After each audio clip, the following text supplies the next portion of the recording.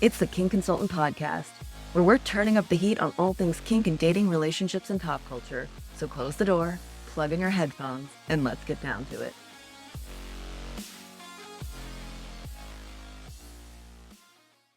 Hello, and welcome to this week's episode of the Kink Consultant. I am honored to have a dear friend, Miss Catherine Drysdale, here with me today, and we're going to be talking about all things sex and relationship coaching. Thank you so much for having me.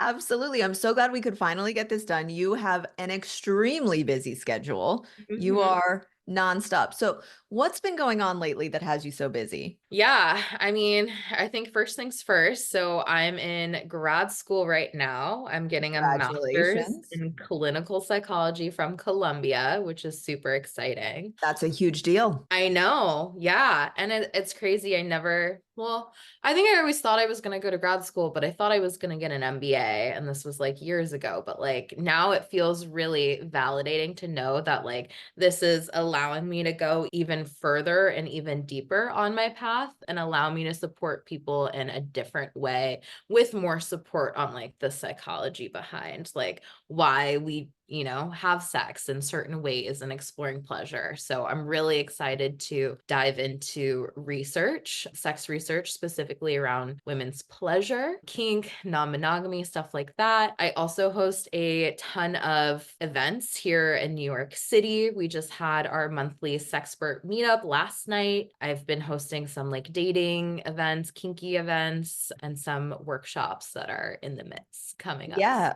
You, I will say, are a master networker. This is something that never ceases to amaze me. So I've been to your Sexpert meetup, and the way you just whipped that up and had, I mean, how many people are on your list now? Probably 150. And Yeah. are they all New York City based, or are they across the US? I'd say most people are New York City based or they spend a significant time in New York, like yourself. But there are some that live elsewhere, but they just pop in here and there. But yeah, I'd say most people are in New York. And I think it's really cool to see how this group has evolved like throughout the year, really. And I'm excited to evolve this group even more in the winter and beyond and sort of help provide more support to people who are in this space. Cause I feel like a lot of us sexperts in whatever capacity, right? So it's not just like sex coaches or sex therapists, sex educators. There are people who work with like sex positive brands or advocacy work and stuff like that. So I think it's really nice, even like writers. So I think it's Yeah. really nice that we have this diverse community. Everyone has their own niche and lane that they're in. But also, what I'm realizing through all this time is like we all have our own struggles and our own Yes. challenges.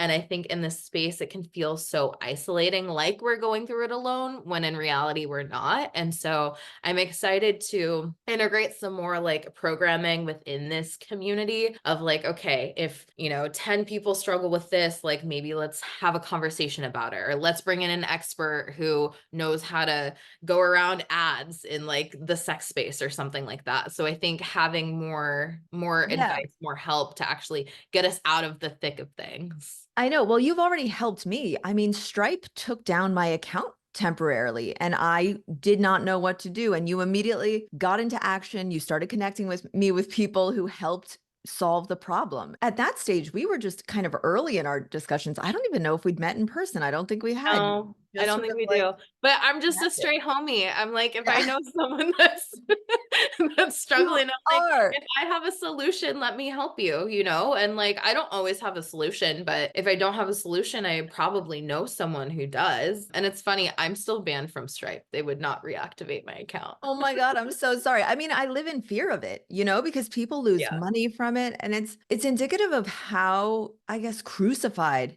anyone in the sexpert industry is, even if it's educational. I mean, our content is nothing so provocative that it deserves to be banned. We're trying to teach people how to play more safely and just be safer in general, as well as enjoy themselves. We get in trouble for trying to help people. That's what Yeah. gets me the most. And it's like, I think when it comes to like the content game too, like social media platforms and censorship, it's like you see other creators who might be more like wellness based or lifestyle based who do post, stuff in their lingerie, and like it goes, because my theory is that the more ad dollars you spend on the platform, the more likely you're able to get away with stuff. That's Ooh. my theory. And it's a theory, but it's also like based anecdotal evidence of what I'm seeing across like all the creator space. Cause like I've worked with TikTok since 2020. Like I've been a content creator since even before that. I think like 2018 is when I started getting into like the coaching space. So it's like I've been in this field. I've been in this field back when I was still wellness and traditional life coaching before I transitioned into sex and relationships. So like there's a huge disparity on people who are just regular coaches or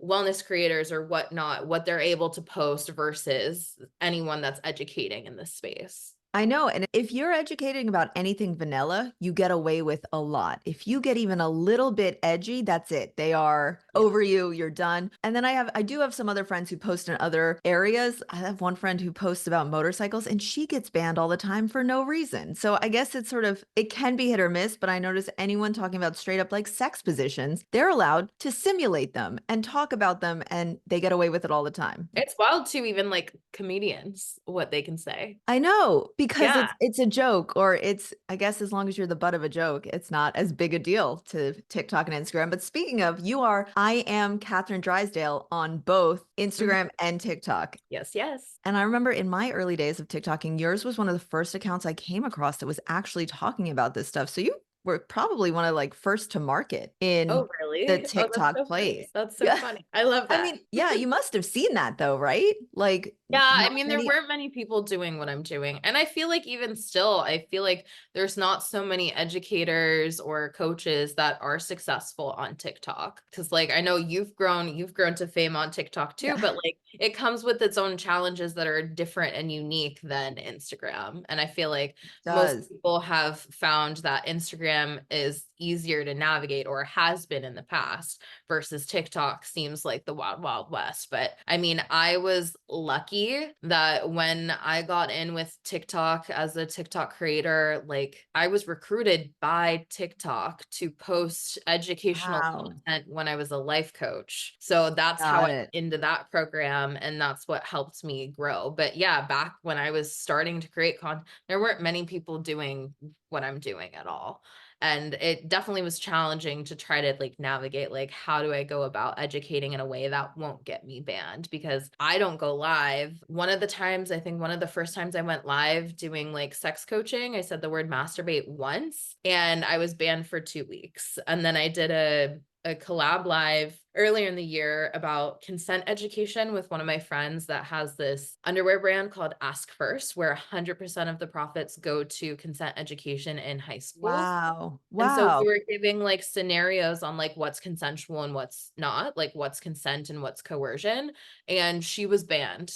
Like her whole account was taken down. She got it back. We got it back. But it's just like we're providing life-saving information and we're still having issues. And like that's not okay. But that's just like the bigger problem living in this country with, what's happening Yeah. in the US with, abortion bans and whatnot. I mean, we don't have to bring politics into it, but like it is political. I mean, when it comes to your own life, if you have to get political for it, you do. And that's unfortunate. I cannot believe this is where we are now. But yeah, it's a very puritanical country and it was built on that. And you see that in so many aspects. Even, do you know that in Vegas, BDSM is illegal? I know you were telling me Yeah. that. So for me, that's insane. And it's like there are so many other things like coercion that is technically illegal, but no one gets in trouble for it. But you show up with a bruise and people start asking questions, even if it is consensual.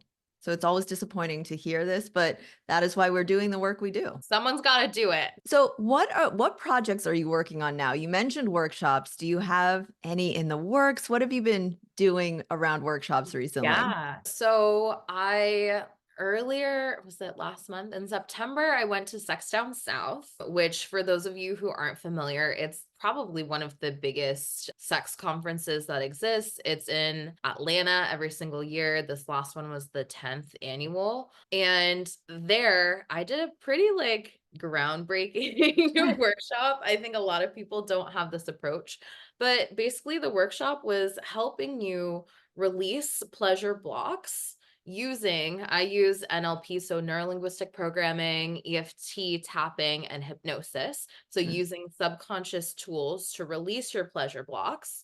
So that was part one of the workshop. And then part two was I had a group guided masturbation practice, which like is wild to think, like I'm going to tell you how to touch yourself in a room full of other people. And did people actually touch themselves in Mhm. a group of people? And was this all women, all men? I'm assuming all women, or was So it mixed? mostly women. There was one man Wow. in the audience who was a partner of someone who was attending. We actually ended up splitting it up. Originally, it was supposed to be all at once, but my time was early in the morning. But we ended up doing the masturbation part in the dungeon, funny enough. So circle kind of vibes. I had Foria come, gave some samples of Awaken. I had Laurels give samples of the wearable dental dams for people Hmm. who wanted a little bit extra like privacy. I had Personal Fave give some wipes. And then basically everyone was in a circle. I provided blindfolds too, because the whole intention of this practice was to get you in your body and out of your head. So we did Love the that. NLP earlier to help release what's blocking you. And then essentially I walked everyone through it starts like a guided meditation. So it's like I guide you on a journey to a place where you feel safe. We do some sort of grounding practice where you're connected to the earth. And then I infuse the hypnosis. So we did hypnosis in the self pleasure practice. So I got them to the theta state and then started giving suggestions and then started instructing on how to touch yourself. So it's kind of like a joy. So it's kind of like jerk off instructions, but Yes, yes. hypnosis in a room full of people. And I think for the most part, everyone came, which is amazing. That's a great, everyone comes. That's the Yep. tagline for it. Yeah. Yeah. That Yeah. is amazing. Were you able to make it so that everyone sort of comes around the same time, or do people go at their own pace? I would think I would need to be on my own pace, is my Yeah, assumption. I think in this space too, it's like everyone does kind of come at their own pace. And I think in a way, I mean, it's edgy. Like, not many people can say that they've masturbated in a room full of people, I right? cannot. So Nope. a lot of people were feeling a little apprehensive to be even in this space, but also the nature of Sex Down South is like, okay, if there's any place where I'd feel comfortable to do it, it's probably here, surrounded by other like sexy, nerdy weirdos who are like into this kind of thing. So it's like that was like an inherent, like safe environment to explore. This is part of the education piece is like most of the time when we masturbate, there's usually one way we do it. It's the same hand, it's the same lube, it's the same toy, it's the same like porn, Guilty. erotica, or whatever. Yep. Once you find what works, especially for those of us who like it might take some time to figure it out, or you might not come every time, or it might be a little bit of a struggle, or maybe you're in your head. So when we find something that works, oftentimes we just like fucking keep doing it. And Absolutely. so for those of us, it's like sometimes we can get off, like I know by myself, if I'm in a rush, if I'm like, I just want that stress relief, I can come in like 2 minutes or less. And that's with just my hands. I don't typically use toys. I go acoustic most of the time. We've talked about this. We Yeah. are both fans of acoustic. Yes. Yeah, I am the exact same. Yes. I can't get it in 2 minutes. Not anymore. But But yeah, like that shouldn't be a flex. no. That's not the flex, No, because but here's the sometimes, opposite. yeah, Yeah. And sometimes you want it that fast sometimes though, you because you want got it to get it quickly. done. And I think like the average, I forget when this study was done, but I think the average length of time that it takes most women or people with vulvas to orgasm with masturbation, I think is about 5 minutes. Okay. So like that's Interesting. the average versus We recommend 20 minutes or more when we're doing foreplay before having penetration with a partner with a penis. So it's like, but that also goes to show, like, I've had clients who they need 45 minutes in order to come, and like that's perfectly okay.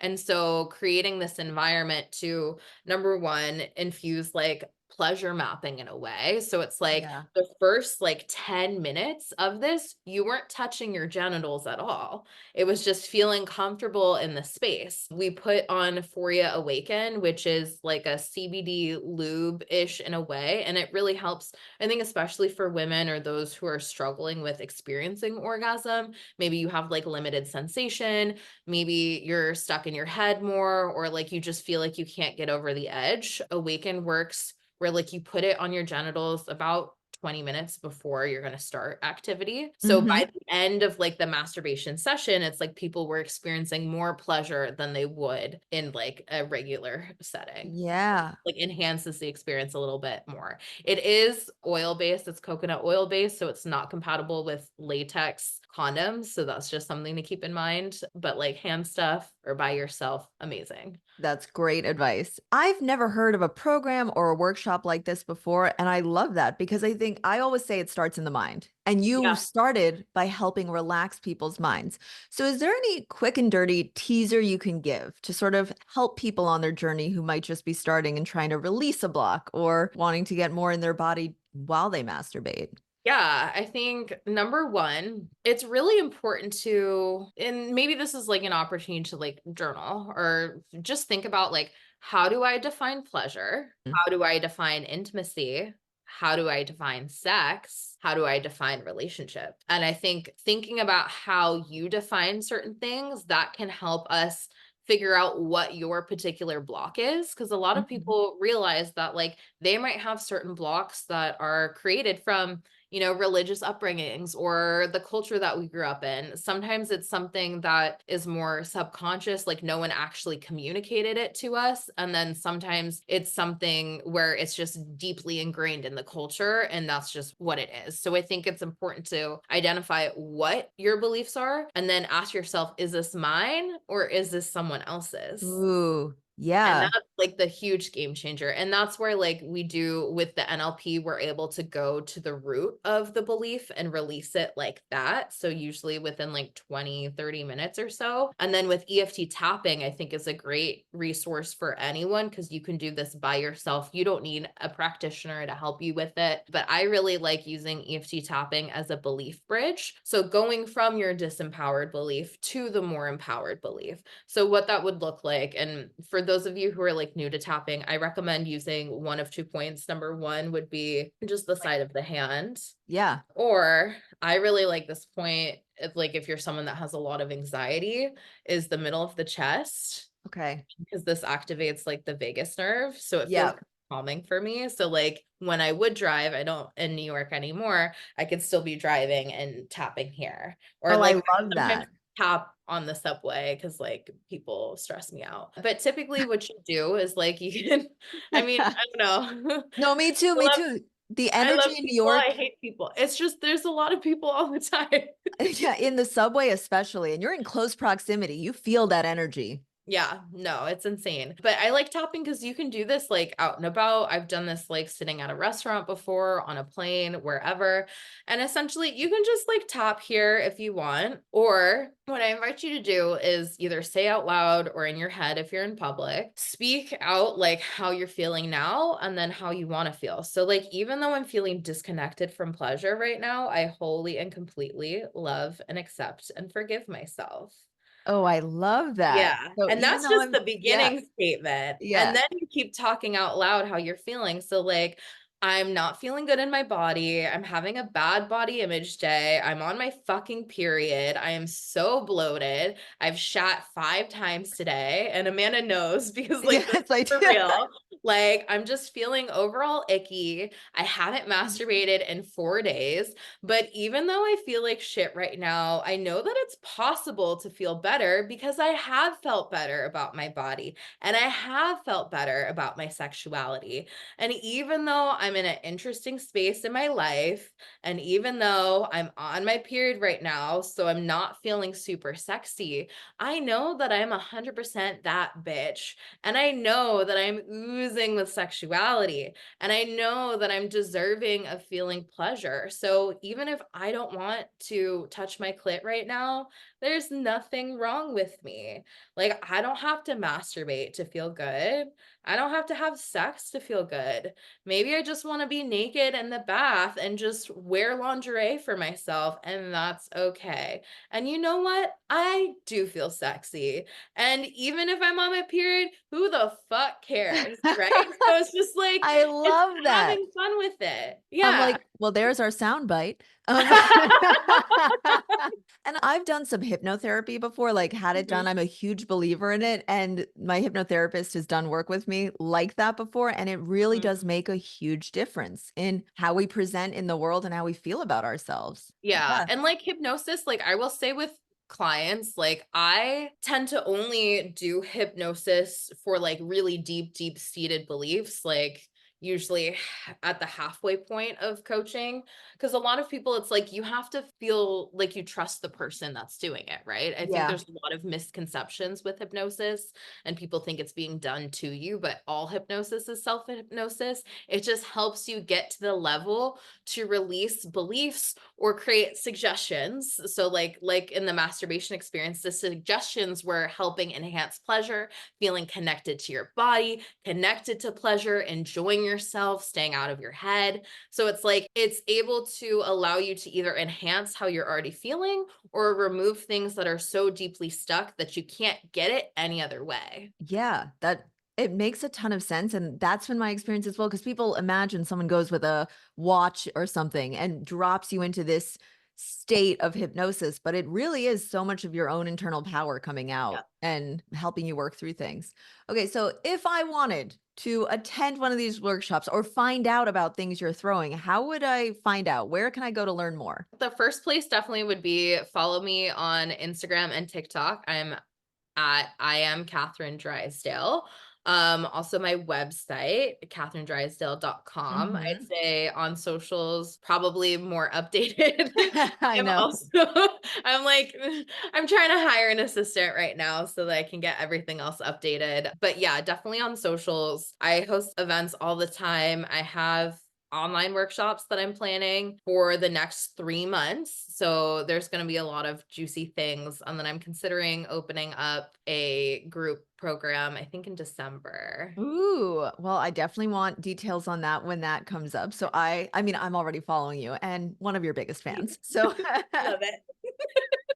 I'm super excited about that. One of the things I don't think we've ever talked about before was what made you make the shift into sex and relationships? For those of you who aren't aware of my story, I, like many people, many women, I experienced sexual assault when I was in college, and I did not have the tools, I did not have the resources, I did not have the support that I needed to heal that at the time. And so I did what most people do, compartmentalize it, put it in the back of my head, and like Mhm. tried to live a normal college experience. Fast forward to 2017, I think. I had a mental breakdown. This was during Me Too movement. The Brock Turner case like Mhm. really triggered the fuck out of me. And also that show 13 Reasons Why.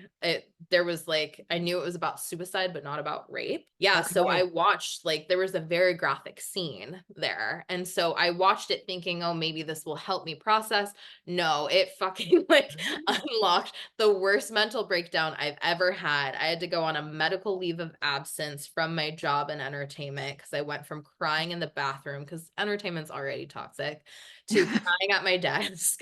I went back to school for digital marketing. I was taking like pre-MBA math classes. I like Mhm. started working out with a trainer. Like basically my whole intention was to like get myself to a point where I felt okay. And then I was in a personal branding class. It was how to become an influencer because I wanted to make Cleo Instagram famous. And the first night of class, the professor said there's a difference between having influence and having impact. And that was my light bulb moment. So that is how I got into coaching. So it first started with, mental health support. I started like a blog.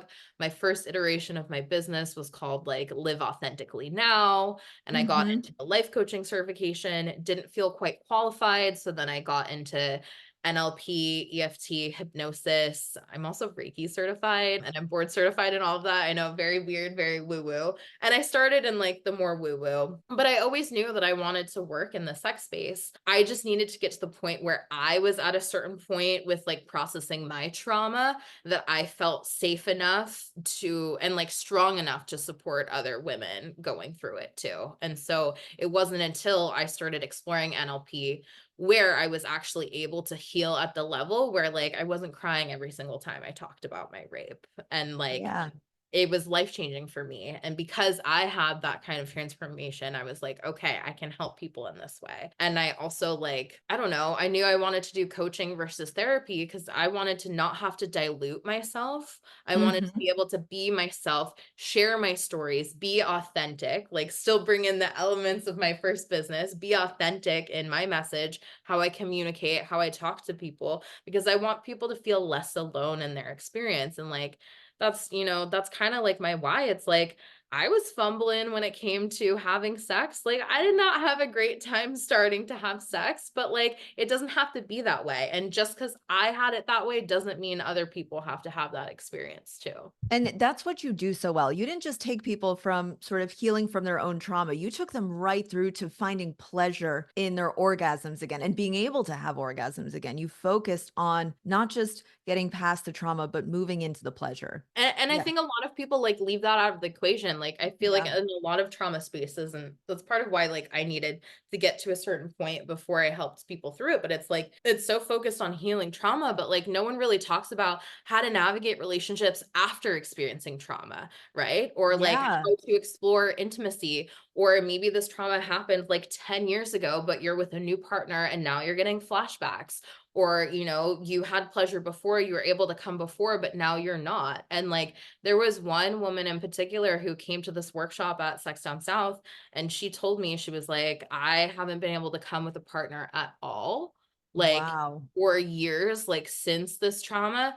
And then she didn't even come to the masturbation portion, but after doing the NLP and the EFT tapping, she came with her partner 7 times later that day. Holy shit. So it's like That's you can release shit like that. And we didn't even go deep, deep into trauma. We just worked on belief systems. Because I'm in the camp where I think it's important to talk about trauma and feel supported in trauma, but I only do one-on-one when it comes to going deep, deep trauma Mhm. work, because I think it's important to feel held and supported Yes. and everyone have that individual experience versus in a group. Yeah, we can talk more about like belief systems and what's keeping us stuck. Yeah, that makes a lot of sense. And I just want to touch on what you mentioned about the difference between therapy and coaching, because obviously we're both certified coaches. In coaching, I do feel you can be more real with people. You're not just holding space and allowing them to work through it. You're sort of injecting some reality and some passion into it. And sometimes I find that therapy, and I love my therapist, wouldn't trade her for the world, but coaching and therapy to provide two totally different things. 100%. And I think Yeah. like the framework, like how I like to describe it, is coaching is more action oriented and solution driven, whereas Yeah. therapy sometimes I think is great. Like not hating therapy. I'm back in therapy now with a new therapist, but like I think therapy can help create the awareness. I think therapy is a good first step. And I will turn down clients if they haven't been to therapy or don't have the awareness, because I want Mm. someone who's already done the work and they just want more accountability, or they're at a certain level, they're feeling stagnant and they know they need something else. So it's like those are the kind of people that I want to work with. And I do think therapy and coaching can work great hand in hand, but they're very, very different. Absolutely. And both extremely valid and both necessary in their own Yeah, ways. So, what is next for Catherine Drysdale? I that's mean, such you've a taken loaded us to question. December, but That's such a loaded question. Well, after my master's program, one of my goals is that I want to be a college level human sexuality professor. So Mhm. I'm really drawn to doing more teaching because I feel called that I need to help more people at a wider scale. And I think with K-12 sex education, that's just a beast that I don't want to get into right now. So I'm Yeah. like, okay, college level, everyone's adults, everyone's Yeah. consenting adults. Like, let's start there because there's still so much work that can be done. And I think like helping, I don't know, our young adults to be more informed and having conversations about sex, and not even just sex. I think sex needs to be taught in a way where it's a holistic sex education. So about relationships, about emotional regulation, about like what even is domestic violence? Like, how do you recognize if someone's unsafe person? Not just, STIs and like how to avoid them, and what no one tells you what to do when you have herpes, which I have, so like no one Yes. educates on all of these things, and like we need the full education. We also need, on gender identity. We need sexuality, sexual orientation. So I think I don't know, for me, I'm feeling called to do more educating, both like online, in person, and like university level. And then I also want to do more sex research, specifically around pleasure, because I feel like it's under researched, underfunded, especially for women, but also exploring different dynamics, like kink and non-monogamy. There's so much that's not yet, like, it's very untapped right now. So There are deep so business. few resources to send people to. I have so many people coming to ask me about like, well, who should I follow to learn more about poly or E&M? And those are not areas that I'm really well versed in because I'm more of a monogamous girl and there's nothing wrong with either type of relationship. But I've noticed that there aren't a ton of places to send people for this information. It's almost like we are evolving at a pace faster than anyone is really talking about these things. And I hope that you can help to fix that and sort of Yeah. right that wrong in how little there is readily available, Yeah. especially at any school level or even college level. There's no education there. And what I find interesting, like even in my master's program, like I think my program's so cool because you get to pick the classes that you're taking fully. Like there's no required classes, but in every single one of my classes, I don't have a required textbook. And it's because the information changes so rapidly. So it's like we Yeah. might pull from chapters from certain textbooks, but like we're studying research that is current. So, and we're talking about current issues right now. Yeah, that's amazing. And that to the point, it's just moving so quickly. We are kind of coming up on time, but this has Yeah. been such a pleasure. I mean, I enjoy talking to you every day, but this has been a lot of fun because I even learned stuff that I didn't know you were working on. So this was great. Catherine, thank you so much. And for everyone out there, remember you can follow Catherine Drysdale. I am Catherine Drysdale on both TikTok and Instagram, and your website is catherinedrysdale.com. And that's Mhm. Catherine with a C. Yep. Catherine, thank you The so only much. way to spell it. The I'm gonna get so many messages from Catherine to the gay, you probably will too. That's fine. Thank you so much. If you enjoyed this episode, don't forget to subscribe, leave a review, and share it with anyone who might find it interesting. And if you have any questions or topics you'd like me to cover in future episodes, feel free to reach out. Email info@thekinkconsultant.com. Until next time, keep on kinking on.